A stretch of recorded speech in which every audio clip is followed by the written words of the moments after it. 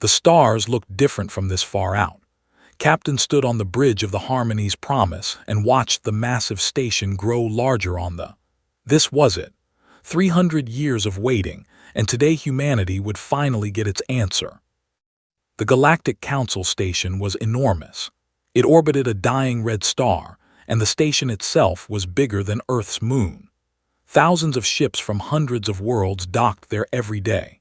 Species that humanity had only dreamed about walked those corridors, and somewhere inside that massive structure, representatives from across the galaxy would decide if humans deserved to join them.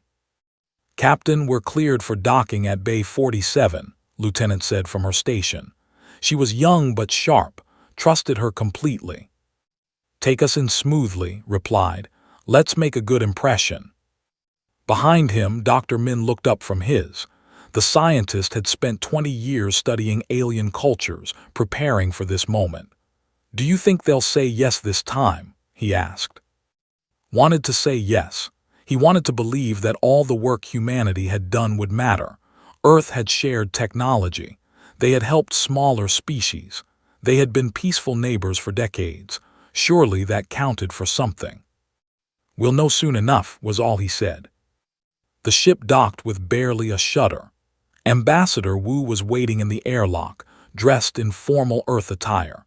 She was in her 60s, with gray hair and sharp eyes that missed nothing. She had been humanity's voice at the Council for 15 years. "Ready?" asked her. "I've been ready for 15 years, Wu said. "Let's go show them what humanity can be." The Council chambers were breathtaking. The ceiling was transparent, showing the red star above them. The floor seemed to float in space. Thousands of seats arranged in circles held representatives from species couldn't even name. Some were humanoid. Others were nothing like anything from Earth. Crystalline beings that glowed with inner light. Beings made of what looked like living metal. Creatures that existed in multiple dimensions at once. And in the center, on a small platform, stood the human delegation. Just 5 people in a room of thousands. The representative called the session to order. There were massive crystalline beings, taller than any human, with bodies that reflected light in rainbow patterns. They had been members of the Council for over 10,000 years. They spoke for the majority. "We have reviewed Earth's petition for full Council membership," they announced. Its voice echoed through the chamber like musical chimes. "We have reviewed your technological contributions, your cultural exchanges, your peaceful expansion into unclaimed space." Wu stood straight, hopeful. "Your petition is..." The words hit like a physical blow, felt his jaw tighten, again. But the wasn't finished. "Humanity is too violent, too primitive. Your history shows endless warfare. You fight amongst yourselves. You destroy your own world. You are emotionally unstable and unpredictable. You are not ready for civilized galactic society." Murmurs of agreement echoed through the chamber. Species that humanity had helped nodded along. Species that had traded with Earth for decades stayed silent. Wu's voice was steady when she spoke. "May I remind the Council that humanity has been peaceful for 3 generations. We have not engaged in warfare since." "Your nature does not change in 3 generations, they interrupted. "We have observed you. You are predators playing at civilization. And to prove our point, we must address your illegal expansion." Felt a cold sensation in his stomach. Illegal expansion. 3 star systems currently occupied by human colonies are disputed territory, they continued. New Sol, and systems were claimed by the Council before human arrival. Your occupation is unlawful. That was a lie. Knew it. Everyone knew it. Those systems had been empty when human colony ships arrived 30 years ago. No Council species had claimed them. No one lived there. Earth had followed every protocol, filed every proper claim. The Council demands immediate evacuation of all human presence from these systems, they said. You have 6 months to comply. Failure to do so will result in corrective action by the Council's peacekeeping armada. The chamber fell silent. Every species watched the human delegation, waiting to see how they would respond. Wu took a small step forward. Corrective action. Does the council mean war? The council does not make war, the said, and heard arrogance in its chiming voice. We enforce compliance. We maintain peace. If humanity resists, we will use whatever force is necessary to remove you from council space. Wu was quiet for a long moment, could see her thinking, calculating. Finally, she spoke. Those systems are home to 2 million human citizens, families, children, people who have lived there their entire lives. We followed every law, every regulation. We did everything right. Your compliance is not optional, the said. 6 months. And if we refuse? This body flashed with bright light. Then the council will teach humanity the price of defiance. You will learn your place.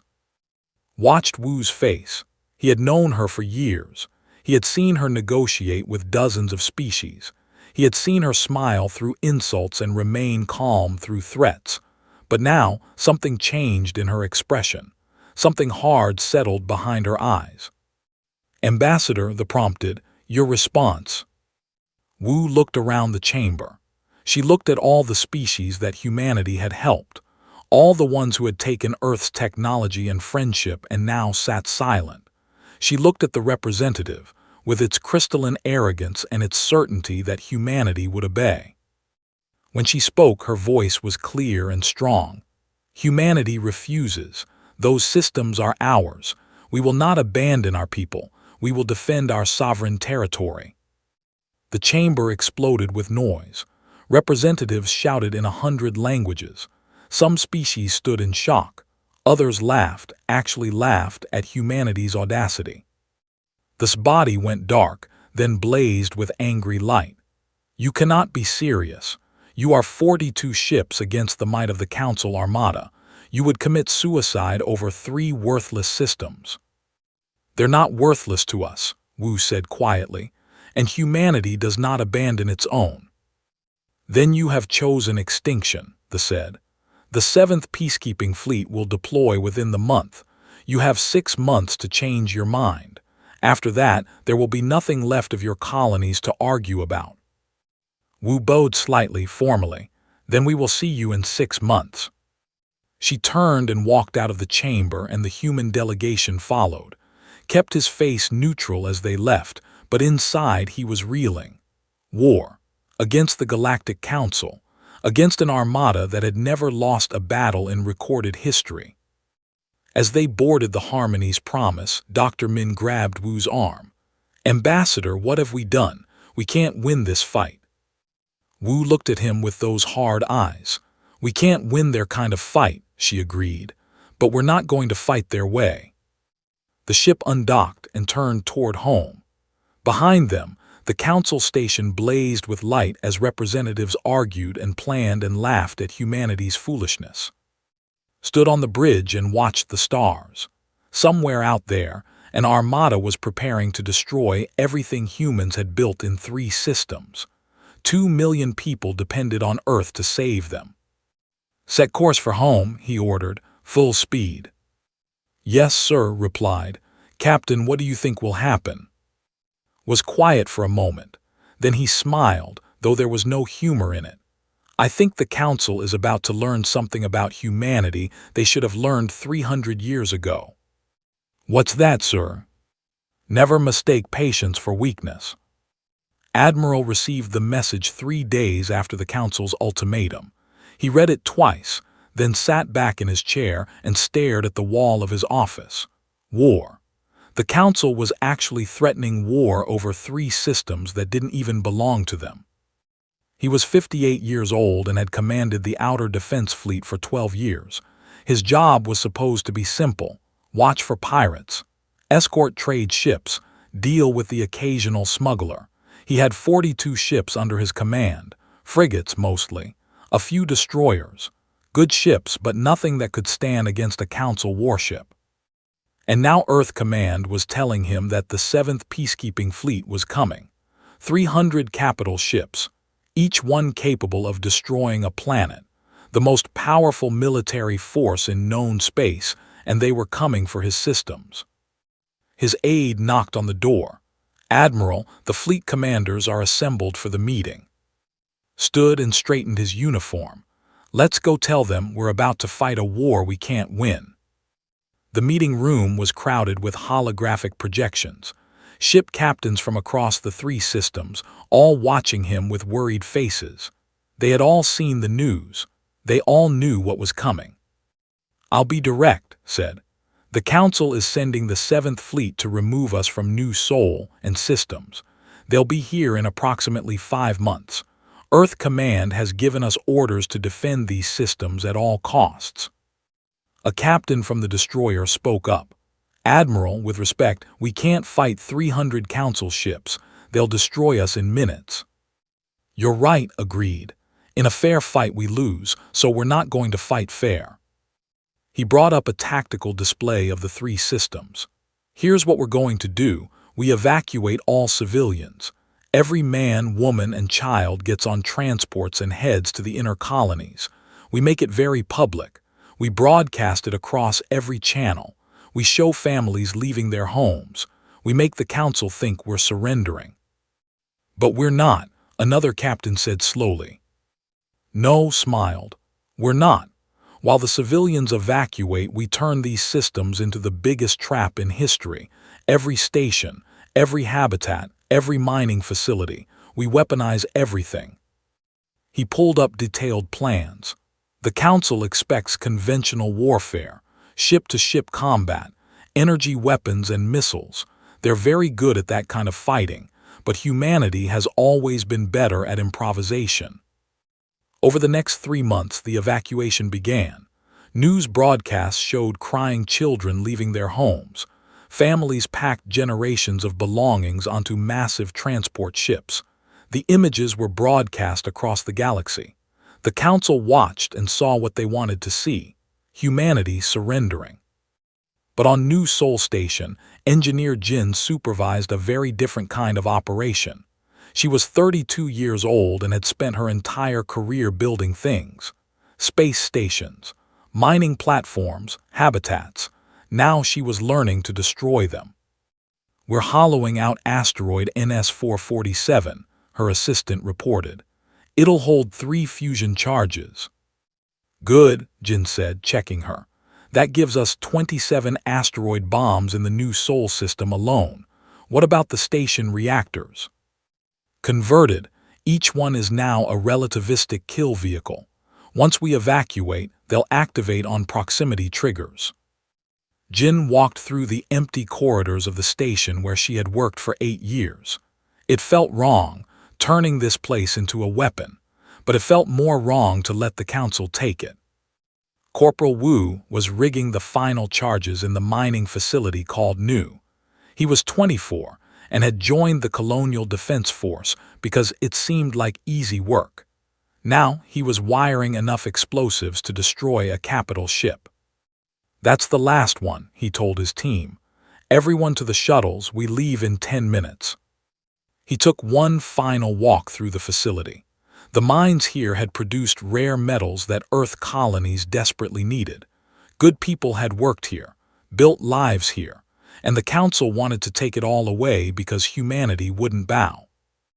"Good luck, friends," he whispered to the empty corridors. Then he ran for the shuttle. The evacuation took 4 months. The Council watched it all happen. Their representatives sent messages mocking humanity's weakness. They slowed their fleet's advance, taking time to prepare a formal occupation ceremony. They wanted to broadcast their victory across the galaxy. Admiral watched from his flagship, hidden in the dark space beyond the outer planets of New Sol system. His entire fleet was here, powered down, invisible to sensors, waiting. Lieutenant had transferred to his flagship after the Council meeting. She was done with diplomacy. Now she ran the tactical station, coordinating the thousands of automated systems they had left behind. "Status report," ordered. "All traps are armed and operational," replied. "The 7th Fleet has entered system. They're moving in parade formation." studied the tactical display. The Council fleet was massive, dreadnoughts the size of mountains, carriers that held thousands of fighters, cruisers bristling with weapons. They moved slowly, confidently, like they owned the space they traveled through. "They're not even trying to hide," his tactical officer noted. "No scouts, no advanced screening." "Why would they?" said quietly. "They think they've already won." The Council fleet spent 2 days moving through system, inspecting the abandoned human facilities. They sent boarding parties to secure the stations. They planted Council flags on human habitats. They prepared their broadcasts about civilized order being restored. Then they moved to system. Same procedure. More flags, more broadcasts. They were enjoying themselves. Finally, they reached New Sol System, the jewel of the 3 disputed territories, the system with the most colonies, the most industry, the most value. This was where they would hold their ceremony. This was where they would show the galaxy what happened to species that the Council. The fleet entered in perfect formation. 300 ships arranged in a pattern that would look impressive on broadcasts. Every major Council species had representatives aboard the flagship. They were all eager to witness humanity's humiliation. Admiral watched them come. His hands were steady on the armrests of his command chair. He had fought in simulations 1,000 times, but this was real. If he gave this order, thousands would die, maybe tens of thousands. But if he didn't give the order, 2 million humans would be homeless. Earth would be proven weak, and the Council would know they could push humanity around whenever they wanted. "Admiral," said softly, "all enemy ships are in position. All traps show green status." Looked around his bridge. Young faces, scared faces, but determined faces too. They knew what was at stake. He took a breath, let it out slowly. Then he spoke 2 words that would change galactic history. "Execute, Hammer." His fingers flew across her console. "Hammer is executing. Impact in 5, 4, 3, 2, 1. The universe exploded. Thousands of minds activated simultaneously. They had been drifting like debris, looking like nothing more than damaged equipment. Now they revealed what they truly were: nuclear-pumped X-ray lasers fired from asteroids that had seemed natural. The beams crossed the space between them and the Council fleet in microseconds. The first wave of mines killed 80 ships before the Council even knew they were under attack. Relativistic kill vehicles launched from the abandoned stations. Simple tungsten rods accelerated to 90% of light speed. At that velocity, they didn't need explosives. The kinetic energy alone was enough.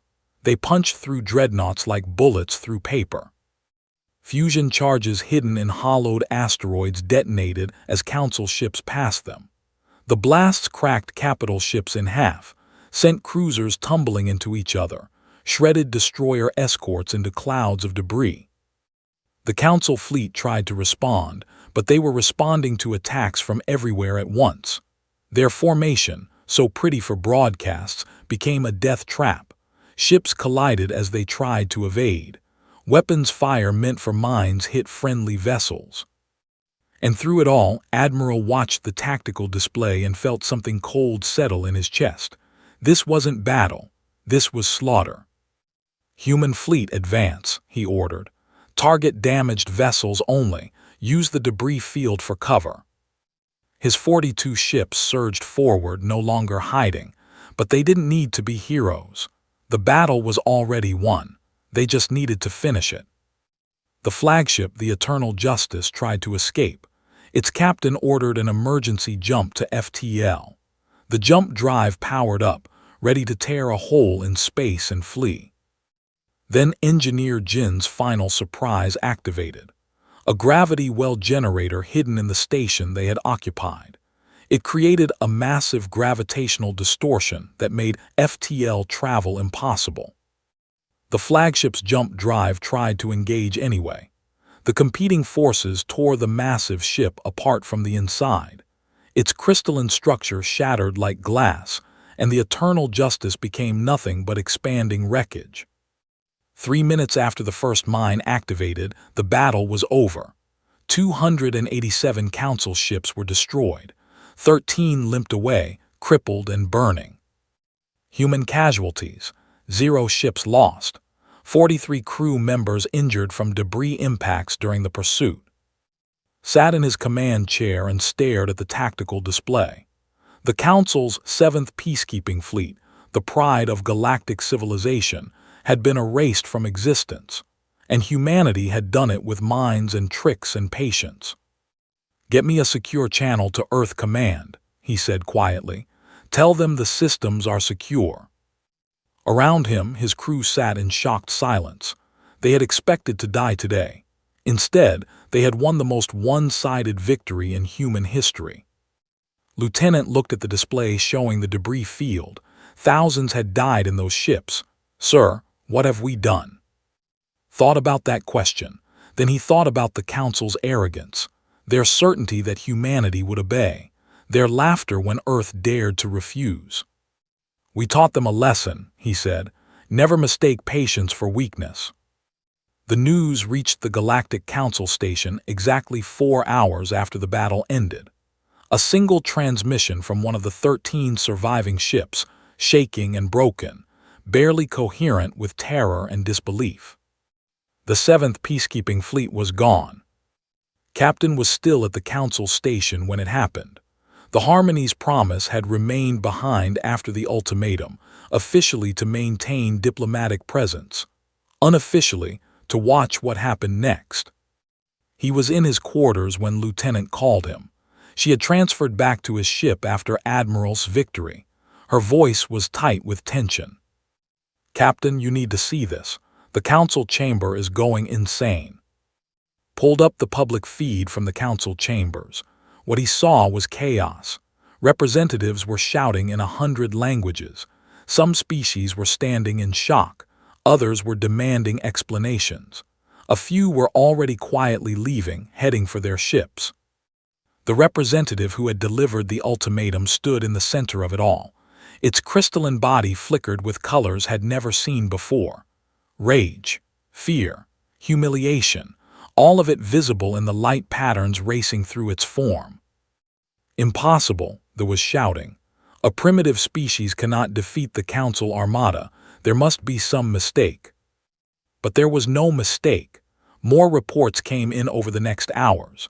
Sensor readings from nearby systems, emergency transmissions from the surviving ships, testimony from the few thousand crew members who had escaped in life pods.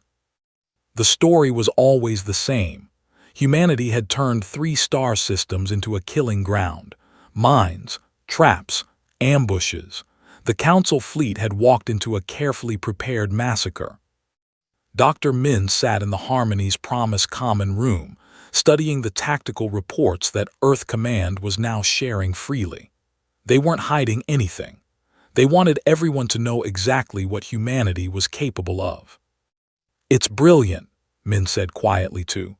"Not a single piece of technology we used was beyond Council understanding. The mines were simple nuclear devices. The kinetic kill vehicles were just tungsten rods.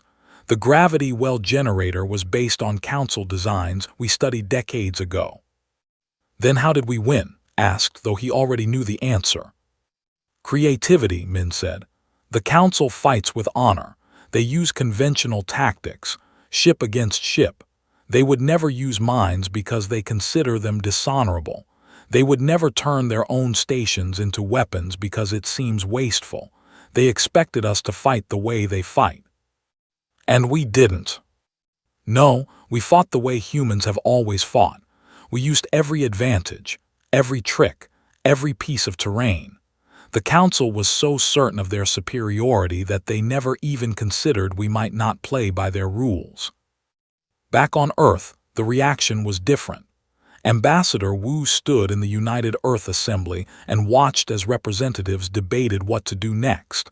Some wanted to press the advantage. Others feared retaliation. Everyone agreed that everything had changed. "The Council will respond," a representative from Mars argued. "We've humiliated them. They'll send everything they have." "Let them try," Another representative countered. "We've proven that numbers don't matter if you're smart enough." Wu listened to them argue and felt tired. She had spent 15 years working for peace, trying to bring humanity into the galactic community through cooperation and patience. And in the end, it was violence that got the Council's attention. When her turn came to speak, she kept it simple. "The question before us is not whether the Council will respond. The question is what we want from this situation. Do we want war? Do we want peace? Do we want isolation? We need to decide." "What do you recommend, Ambassador?" someone asked. Wu thought about the council chambers, the fear she had seen in the representatives' eyes when they looked at the human delegation now. The way species that had ignored Earth for centuries were suddenly very interested in talking. "I recommend we make our position clear," she said. "We keep the 3 systems, we will defend them, but we don't expand further unless the Council tries to push us. We show strength, but we don't look for more fights. And if they attack anyway, then we show them that the 7th Fleet wasn't luck." The message went out 3 days after the battle. Ambassador Wu recorded it personally. It was broadcast to every Council species, on every channel, impossible to ignore. She stood in front of a simple background, wearing her formal Earth attire. Her face was calm, her voice was steady, and every word was chosen carefully. "To the Galactic Council and all member species," she began, "humanity sought peace. For 300 years we have petitioned for membership in your council. We offered cooperation, technology, friendship. We followed your laws, we respected your customs. We did everything you asked of us. You responded with contempt. You called us primitive, violent, unworthy. And when we dared to claim territory in unclaimed space, you threatened us with destruction." She paused, letting that sink in.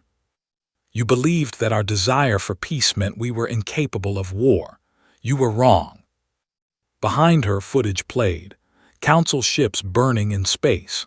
The eternal justice tearing itself apart. The debris field that was all that remained of the most powerful fleet in the galaxy. "We will keep the 3 disputed systems. They are ours. We will continue to expand into unclaimed space as we see fit. We will defend our people and our territory with whatever force is necessary. If the Council wishes to negotiate, we are willing to talk. If the Council wishes to trade, we are willing to deal. If the Council wishes to test us again, we will demonstrate that the 7th Fleet's fate was mercy." The transmission ended with a final image. Admiral standing on the bridge of his flagship, 42 human ships arrayed behind him, floating among the wreckage of 300 Council vessels. The message was clear: try us again and see what happens. Back at the Council station, Captain watched the reactions. For the first time in 3 centuries, when humanity spoke in the Council chambers, there was silence. Representatives who had laughed at Earth's petition now avoided eye contact with the human delegation. Species that had taken Earth's technology and given nothing in return suddenly discovered they had pressing business elsewhere. The representative stood alone in the center of the chamber. Its body had stopped flickering with color. Now it just looked gray, defeated. "The Council must respond to this aggression," it said, but its voice lacked conviction. "With what?" someone shouted back. "The 7th Fleet is gone. Do you want to send the 3rd Fleet? The 5th? How many ships are you willing to lose to teach humanity a lesson?" The debate raged for hours. Some species called for immediate retaliation. Others pointed out the obvious problem. If the Council committed its remaining fleets to fight humanity, it would leave their own territories vulnerable. And humanity had proven they didn't need numerical superiority to win. The delegate, a species had barely heard of, stood up. They were small, barely 4 feet tall, and had been members of the Council for only 2 centuries. They spoke rarely, and the Council mostly ignored them. "I think we're asking the wrong question," they said. "We're not asking if we can defeat humanity. We're asking if we can afford to fight them. And the answer is no. They've changed the rules. They've shown every species watching that the Council can be beaten. If we attack them and fail again, the Council's authority is finished. Are you suggesting we do nothing? The demanded. I'm suggesting we accept reality, the replied. Humanity is not going away. They're not surrendering, and they've proven they can hurt us badly. So either we negotiate with them as equals or we leave them alone. Those are our only options. The chamber fell silent again, because there was right and everyone knew it. The vote was called the next day. Motion to take military action against humanity for the destruction of the 7th Peacekeeping Fleet. The result was unanimous. Motion failed. Captain watched from the observation deck as the voting results were displayed. No action would be taken. The Council was officially abandoning its claim to the 3 disputed systems. Lieutenant stood beside him. We won, she said, and she sounded almost surprised. We survived, corrected. That's not the same as winning. What do you mean? Look at them, gestured to the Council chambers below. They're not admitting we were right. They're not welcoming us as equals. They're just too afraid to fight us right now. But fear doesn't last forever. Eventually, they'll develop counters to our tactics. They'll figure out how we won, and then they'll decide if they want to try again. So what do we do? Smiled slightly. We do what humanity has always done. We adapt faster than they do. We stay ahead. And we make sure that if they ever try again, they regret it even more than they regret the 7th Fleet. Back on Earth, Admiral was already thinking the same thing. He sat in his office, reviewing intelligence reports. Several Council species were quietly studying the battle, analyzing what went wrong, developing countermeasures. The arms race had begun. But the reports also showed something else. Small species, minor empires on the edges of Council space, species that had been pushed around by the Council for centuries. They were watching too, and they were taking notes. Pulled up a message that had arrived that morning. From the collective, just 3 words, we want to talk. He smiled.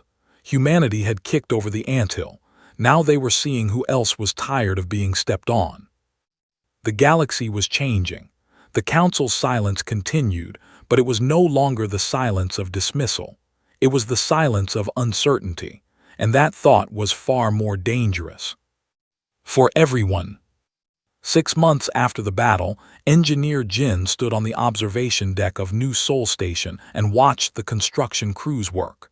They were rebuilding, expanding, making the station bigger and better than before. But they were also building it differently. Every new section had hidden compartments.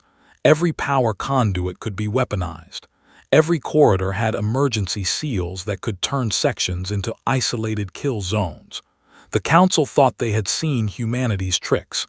Jin was making sure humanity always had more.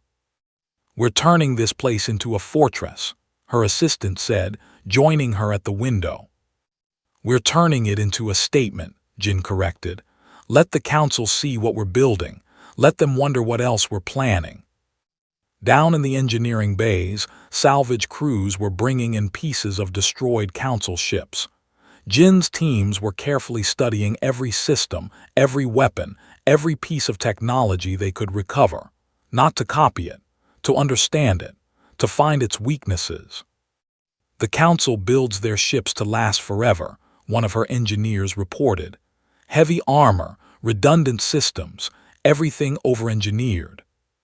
Which makes them slow to adapt, Jin noted. Good to know. On Earth, Dr. Min was conducting a very different kind of research.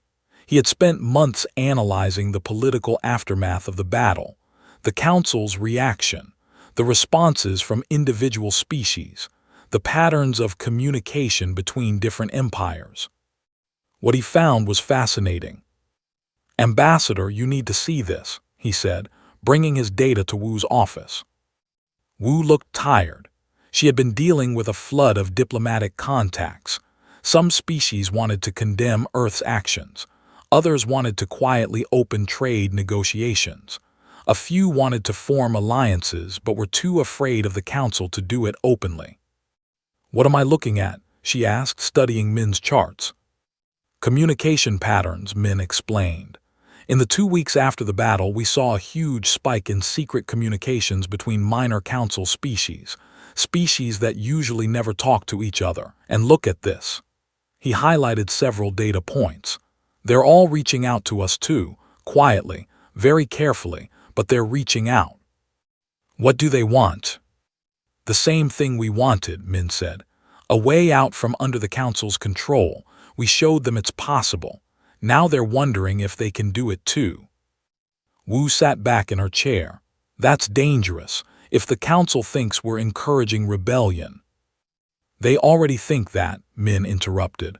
"Look at this speech from the representative last week. They're calling us a destabilizing influence, a threat to galactic peace. They're trying to paint us as the villains." "Are they wrong?" Wu asked quietly. "We did destroy an entire fleet." "A fleet that came to destroy our colonies," Min reminded her. "We defended ourselves. That's not villainy, that's survival." At the council station, Captain was learning just how much things had changed. The Harmony's promise was still docked there, still maintaining Earth's diplomatic presence. But now, when he walked through the station corridors, people moved aside. Some species wouldn't even look at him. Lieutenant found it amusing. "They're scared of us now." "Fear isn't respect," said, "and scared people do stupid things." He was proven right 2 weeks later when a warship attempted to raid a human mining operation in the system. They were a warrior culture, proud and aggressive. They had been quiet allies of the Imperium for centuries. The raid lasted approximately 4 minutes. The mining facility, following the new protocols, activated its defenses, automated turrets, missile pods, and a new surprise that engineer Jin had developed: drone swarms. Thousands of tiny, cheap, fast drones that could swarm a ship and tear it apart piece by piece. The warship retreated with 60% casualties and severe damage. They broadcast a complaint to the council about human aggression. The complaint was quietly ignored. Admiral sent a message to all human facilities in the outer systems. "That's how we do it now. Every facility defends itself. Every station is a fortress. No one touches our people without paying a price." Back on Earth, the debate continued about what humanity should do next. Some politicians wanted to push for council membership again, arguing that the victory proved humanity deserved a seat. Others wanted complete independence from the council. A few extremists called for aggressive expansion into council space. Ambassador Wu argued for a middle path. "We stay independent. We build our strength. We make friends with individual species, not the council as a whole. We create our own network." "That could take decades," someone objected. "Good things usually do," Wu replied.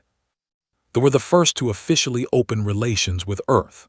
Their ambassador arrived at Earth's orbital station 3 months after the battle. He was small, barely reaching his chest, with gray skin and large eyes that seemed to take in everything. "My name is," he said. "I speak for the collective. We wish to establish formal relations with humanity." Assigned to handle the initial meeting was curious. "The council won't like that." "The council doesn't like many things," replied. "They didn't like it when you defended your territory. They didn't like it when you destroyed their fleet. And yet, here you are." "Here we are," agreed. "What does the collective want from Earth?" "Protection," said bluntly. "The council has been slowly absorbing our territory for a century. Every few years they declare another of our systems to be disputed territory. We fight. We lose. We give up the system. It's a slow death." "And you think Earth can help?" "I think Earth has shown that the council can be resisted," said. "We don't want war. We want the council to leave us alone. An alliance with humanity might convince them that we're not worth the trouble." "Considered this, you want to hide behind us." "I want mutual defense," corrected. "We have resources you need, technology you might find useful, knowledge of Council systems and tactics. In exchange, your reputation protects us. I'll have to refer this to Earth Command. Of course, smiled slightly. But Captain, your government will say yes, because you need friends in Council space and we need someone the Council fears. It's a good deal for both of us. He was right. Earth Command approved the alliance 3 weeks later. The collective became the first species to formally ally with humanity outside the Council framework. They weren't the last. Over the next 6 months, 5 more species reached out. Small empires, minor powers, species that the Council had pushed around for decades or centuries. They all wanted the same thing: protection, partnership, a way to stand up to the Council without being destroyed. Dr. Min called it the New Coalition. It's not formal yet, no treaties, no organizational structure, but it's there, a network of species that look to Earth instead of the Council. Ambassador Wu was both pleased and worried. We're creating an opposition bloc. The Council will see this as a direct threat. They're right to see it that way, Min said. We are a threat, not to galactic peace but to their dominance, and they know it. Lieutenant, now serving as an intelligence analyst, brought concerning news to Admiral. Sir, we're detecting increased Council military activity. 3 separate fleets conducting exercises near our space. They're testing new tactics, practicing against mock minefields. They're learning, said. Good, so are we. He pulled up the latest reports from Earth shipyards. New vessels under construction, not copies of Council designs but something uniquely human. Smaller, faster, designed for the kind of warfare humanity had proven it excelled at. How long until the new fleet is operational? He asked. 8 months for the first squadron, 2 years for the full fleet. Not fast enough, muttered. The Council won't wait 2 years, they're building up to something. He was right, but the challenge came from an unexpected direction. The Imperium announced a blockade of the new Sol system. Not an invasion, not an attack, just a blockade. They were going to surround the system with ships and prevent anything from entering or leaving. It's smart, Lieutenant admitted.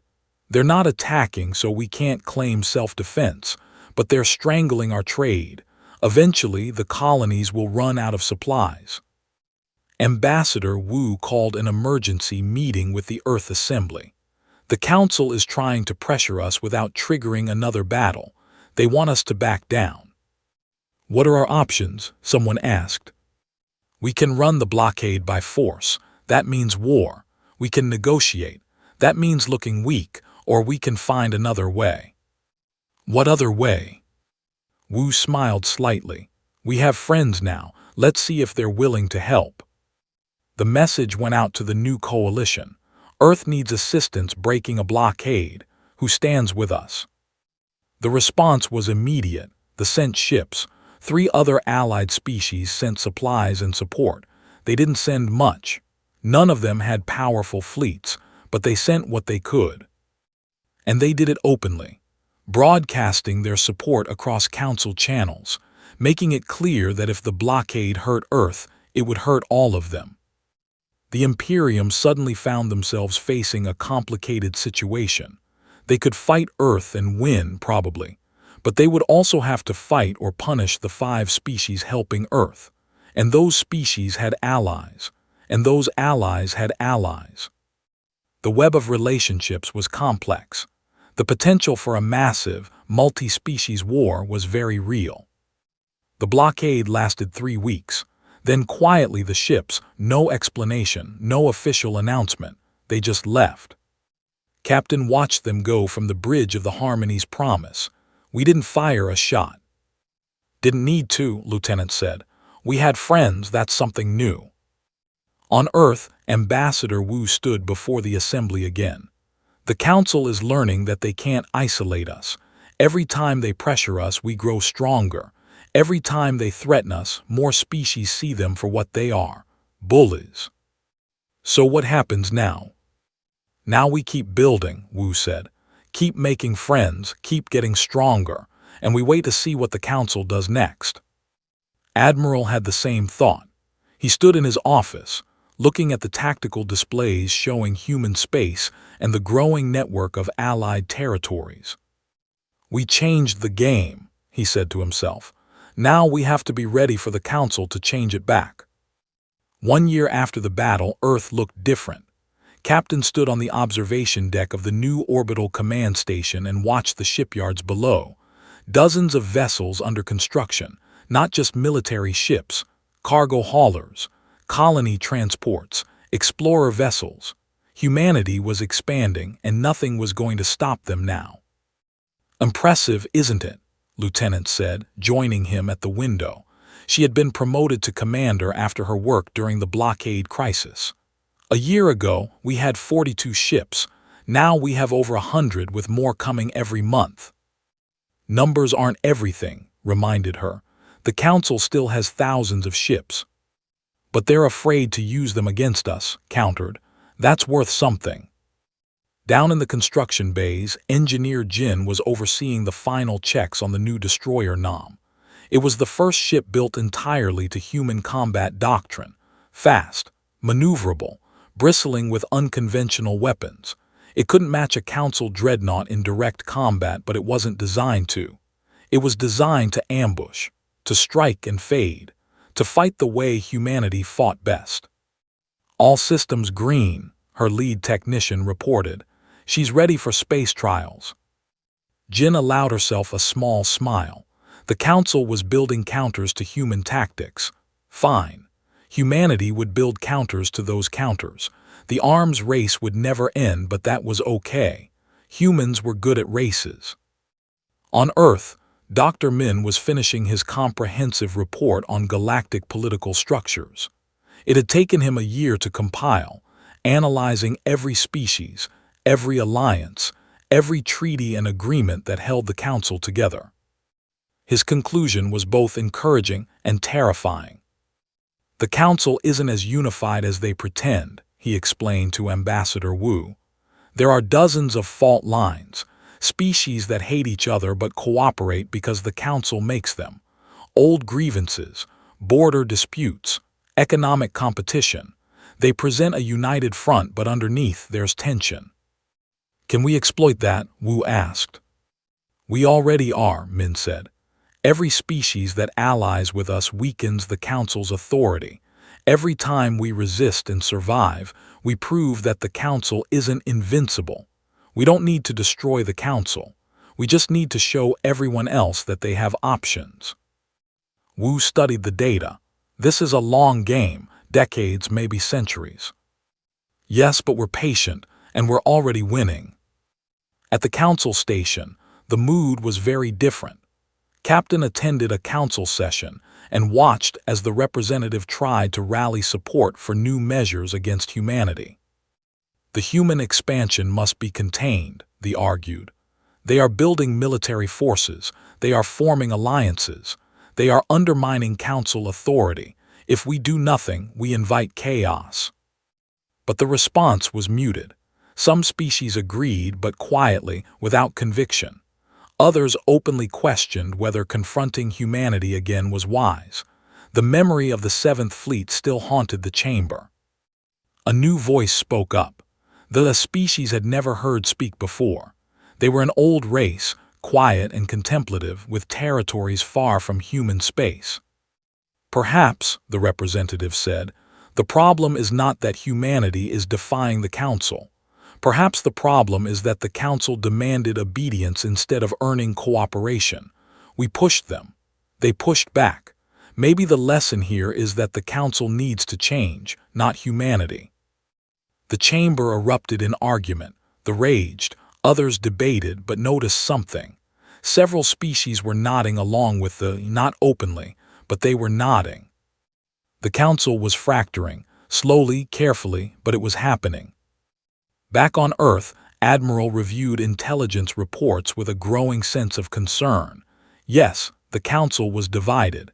Yes, humanity was stronger than before. But the reports showed something else. Several Council species were developing new weapons, new tactics.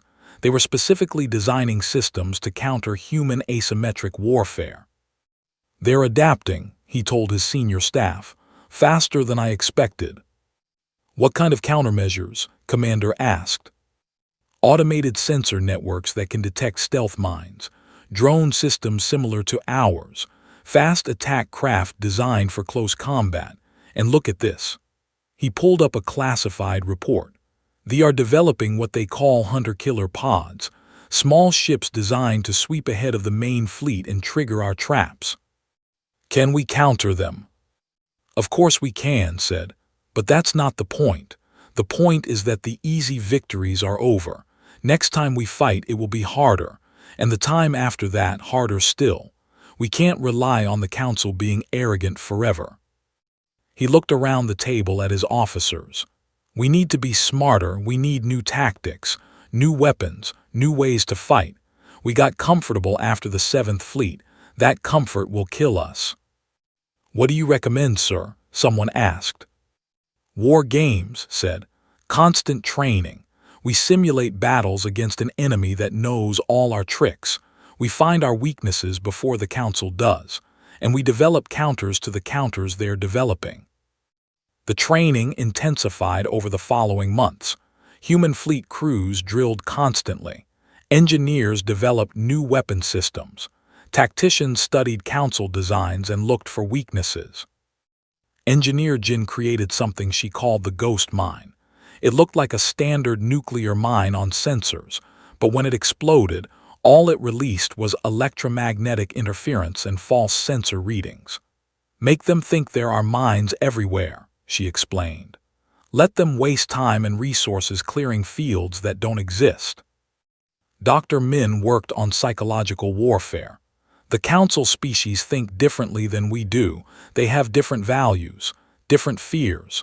We can use that, not just in battle but in diplomacy." He started a program teaching human diplomats how to exploit cultural differences, how to play species against each other, how to make the Council's own diversity work against them. Ambassador Wu worried about what humanity was becoming. "We're turning into exactly what the Council said we were: aggressive, manipulative, dangerous." "No," Min disagreed. "We're becoming survivors. There's a difference. The Council painted us as villains because we wouldn't submit. Now we're just living up to their expectations, and in the process we're protecting ourselves and our allies." "Is that enough?" Wu asked. "Is survival enough?" "For now, it has to be." The new coalition continued to grow. 7 species now, then 9, then 12. Small empires that had never worked together before, united by their relationship with humanity. They started calling themselves the Free Alliance, though Earth Command officially discouraged the name. "We're not ready to formalize this," Wu argued in meetings. "The moment we make it official, we become a direct threat to the Council. Right now, we're just friends helping friends. That's plausible deniability." But the Council wasn't fooled. The Imperium began conducting military exercises near Free Alliance space. Not threatening, not attacking, just reminding everyone that the Council's military might still dwarf anything humanity and its allies could field. Captain watched the exercises from the Harmony's promise and felt the weight of responsibility. 12 species were looking to Earth for protection. Millions of people depended on humanity's reputation for safety. If Earth failed, all of them would suffer. "We started something," he said to Commander. "Something bigger than just defending 3 systems." "We started a revolution," replied, "whether we wanted to or not." And then came the message that changed everything. It arrived at Earth Command through a secure channel, encrypted so heavily it took 3 days to decode. The sender was the species that had spoken up for humanity at the Council. The message was simple. "We wish to speak privately about matters of mutual interest. We believe humanity and share common goals regarding the future of the galactic community." Admiral read the message 5 times. They were old, powerful, respected. They had territories throughout Council space. If they were reaching out to humanity, it meant something big was shifting. "This could be a trap," one of his advisors warned. Or it could be an opportunity, countered. They have influence we don't have, access to parts of council space we can't reach, if they're genuinely interested in working with us. Then we might have just gained a powerful ally, the advisor finished. Or, said quietly, we might be walking into something much bigger and more dangerous than we're ready for. The meeting was scheduled for 3 months later on a neutral station in unclaimed space. Ambassador Wu would lead the human delegation. Captain would provide security. Dr. Min would analyze whatever the proposed. As preparations began, Earth buzzed with speculation. What did they want? What were they offering? What were they asking in return? Commander voiced what many were thinking. A year ago, we were fighting for 3 systems. Now we might be negotiating with one of the oldest species in the galaxy. How did we get here? We survived, said. We fought when we had to, we made friends when we could, and we refused to be afraid. And now we see where it leads. On the observation deck of New Sol Station, Engineer Jin watched ships come and go. Human vessels, traders, ships from a dozen species that had never visited human space before the battle. The galaxy was opening up to humanity, whether the council liked it or not. What do you think happens next? Her assistant asked. Jin thought about that, about the weapons she was building, the alliances forming, the council watching with growing concern, the future spreading out before them like an uncharted star map. I think, she said slowly, we're going to find out just how far we can push before someone pushes back, and then we're going to find out if we're really as clever as we think we are. That sounds dangerous. It is, Jin agreed, but when has that ever stopped humanity?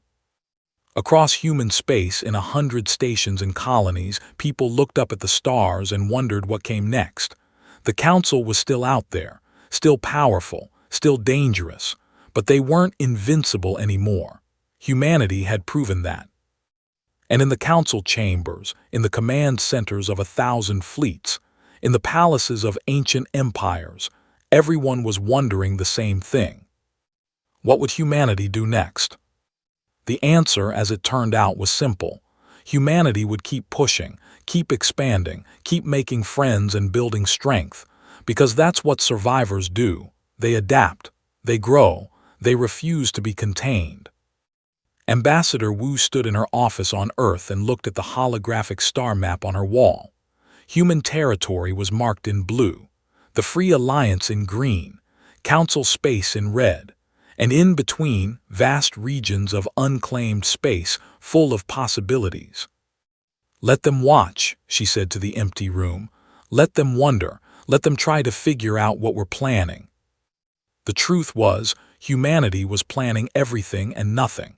They were preparing for war while hopping for peace, building alliances while maintaining independence, moving forward because standing still meant dying. The Galactic Council remained silent, uncertain, divided, and in that silence humanity found its voice, found its strength, found its place among the stars. The future waited, full of promise and danger in equal measure, but humanity had never been afraid of either. The stars stretched out before them, infinite and inviting, and humanity reached out to claim them.